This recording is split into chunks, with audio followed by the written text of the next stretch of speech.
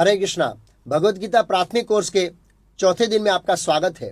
मेरी आपसे विनती है कि अगर आपने अगले 3 दिन का वीडियो नहीं देखा है तो कृपया करके पहले 3 दिन का वीडियो देख लीजिए, उसके बाद ही इस चौथे दिन का वीडियो देखना आरंभ कीजिए। प्रथम दिन में हम समझे थे कि मनुष्य जीवन का लक्ष्य क्या है, ये मनुष्य जीवन क्यों मिला है और दिव्य ज्ञान को कैसे प्राप्त कर सकते हैं, अर्थात आध्यात्मिक ज्ञान प्राप्त करने की पद्धति क्या है। दूसरे दिन में हम आत्मा के बारे में समझे थे। तीसरे दिन में हम ईश्वर के बारे में समझे थे। आज हम चौथे दिन में भगवत गीता के 3 विषय समझेंगे। 3, भौतिक प्रकृति, काल और कर्म का सिद्धांत। चौथे दिन के विषय इस प्रकार है, भौतिक प्रकृति का मालिक कौन है, भौतिक प्रकृति कैसे काम करती है, अच्छे लोगों के साथ बुरा क्यों होता है, कर्म के नियमों का प्राथमिक ज्ञान क्या है और विविध प्रकार के कर्म और कर्म फल, भविष्य में कर्म फल से कैसे मुक्त रह सकते हैं और महाविनाश करने वाला ये काल कौन है। तो आज हम इन 7 विषयों पर चर्चा करेंगे। सबसे पहले हम भौतिक प्रकृति के बारे में समझेंगे कि यह भौतिक प्रकृति क्या है।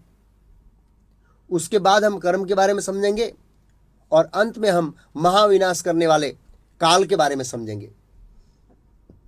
एक बुद्धिशाली व्यक्ति को प्रश्न हो सकता है कि इस भौतिक प्रकृति का जो मूल है क्या है, इस भौतिक प्रकृति का मूल क्या है, अर्थात इसका स्रोत क्या है।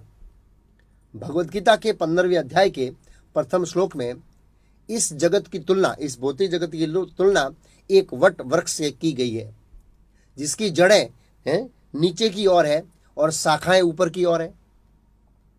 क्या आपने ऐसा कहीं वृक्ष देखा है जिसकी जड़ें नीचे है और शाखाएं ऊपर की ओर है? हाँ, ऐसा वृक्ष नदी किनारे देखने को मिलता है।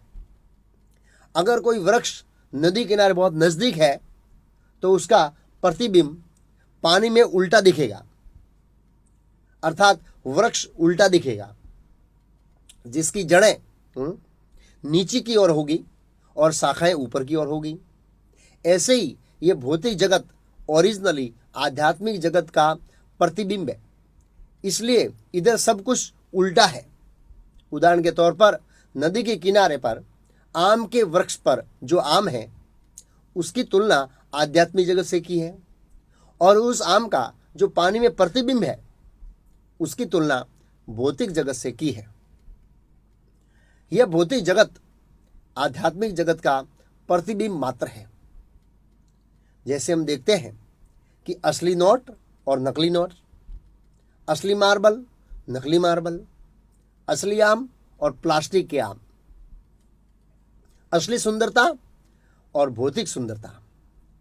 आध्यात्मिक जगत में सुख है और यहां पर भौतिक जगत में दुख है। आध्यात्मिक जगत शाश्वत है और ये भौतिक जगत नाशवान है।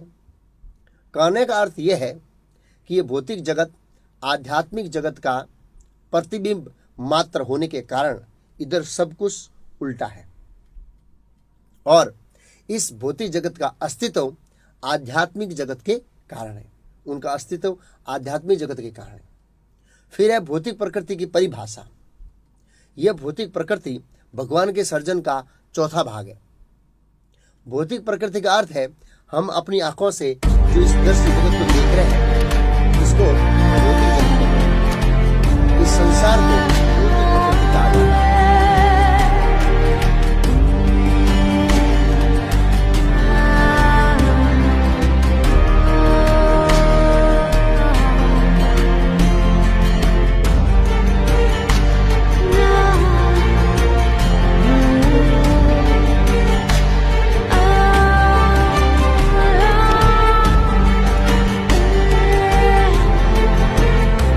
के सर्जन का चौथा भाग है, यानी 1/4।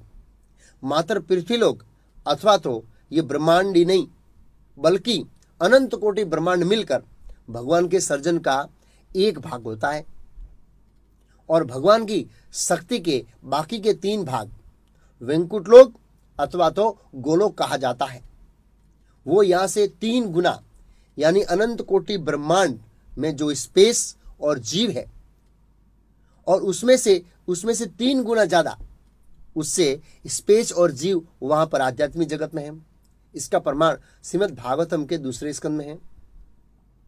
और भौतिक जगत की तुलना एक जेल के साथ की जाती है, जिसमें गुनहगार जीवात्माओं को सुधरने का मौका दिया जाता है। जेल में लोग किस लिए आते हैं? गुनाह करते हैं इसलिए। तो हमने वैकुंठ में कुछ गुनाह किया होगा, इसलिए भगवान ने हमें इस भौतिक जगत में, जेल रूपी भौतिक जगत में भेज दिया। भौतिक प्रकृति आत्मा को 84 लाख योनि रूपी शरीर देती है। हम जितने भी प्रकार के शरीर देखते हैं, पशु, पक्षी, मानव, ये सब भौतिक प्रकृति प्रोवाइड करती है। भौतिक प्रकृति आत्मा को 3 गुणों से बांधती है। कैसे बांधती है वो आगे हम विस्तार से समझेंगे। अब हम समझेंगे कि इस भौतिक प्रकृति का मालिक कौन है, भौतिक प्रकृति को नियंत्रित कौन करता है, वो समझेंगे हम। मयाध्यक्षेण प्रकृतिः सूयते सचराचरम् हेतुनानेन कौन्तेय जगद्विपरिवर्तते। हे कुंती पुत्र, यह भौतिक प्रकृति मेरी शक्तियों में से एक है और मेरी अध्यक्षता में कार्य करती है, जिससे सारे चर तथा अचर प्राणी उत्पन्न होते हैं। इसके शासन में यह जगत बारंबार सृजित और विनष्ट होता रहता है। तो इस श्लोक में भगवान कृष्ण कहते हैं, मया अध्यक्षेण, मेरे शासन के अंतर्गत ये भौतिक प्रकृति कार्य करती है, जो मेरी शक्तियों में से एक है। भगवान की मुख्य 3 शक्तियां हैं। 3। एक शक्ति का नाम है अतरंग शक्ति, जिसमें वैकुंठ लोक और गोलोक संचालित होते हैं, जिससे जो शाश्वत शक्ति है भगवान की। दूसरी शक्ति है जीव शक्ति, तटस्थ शक्ति अर्थात हम सब जीव। तीसरी शक्ति है बहिरंगा शक्ति अर्थात माया शक्ति। बहिरंगा शक्ति के द्वारा ये जो भौतिक जगत है वो संचालित होता है। तो ये भौतिक प्रकृति किसकी शक्ति है? मया अध्यक्षेण। भगवान कृष्ण ने कहा ये एक मेरी शक्ति है, ये भगवान श्री कृष्ण की शक्ति है। और उस शक्ति के अंतर्गत ये भौतिक जगत बार बार सृजन होता है और बार बार विनाश होता है। बार बार सृजन, बार बार विनाश, जगत विपरिवर्तते। अब हम समझेंगे कि भौतिक प्रकृति है वो किससे बनी है, किस चीजों से बनी है। भूमिरापो नलो वायुः खं मनो बुद्धिरेव च अहंकार इति यं मे भिन्ना प्रकृतिरष्टधा। पृथ्वी, जल, अग्नि, वायु, आकाश, मन, बुद्धि तथा अहंकार, ये 8 प्रकार से विभक्त मेरी अपरा प्रकृतियां हैं। तो इस श्लोक में भगवान कृष्ण कहते हैं कि ये प्रकृति जल, पृथ्वी, अग्नि, वायु, आकाश, मन, बुद्धि, अहंकार 8 तत्वों से बनी है और मेरी भिन्न प्रकृति है। ये संपूर्ण जगत 8 तत्वों का बना है। वैसे तो 24 तत्व है, लेकिन 8 तत्व मुख्य है।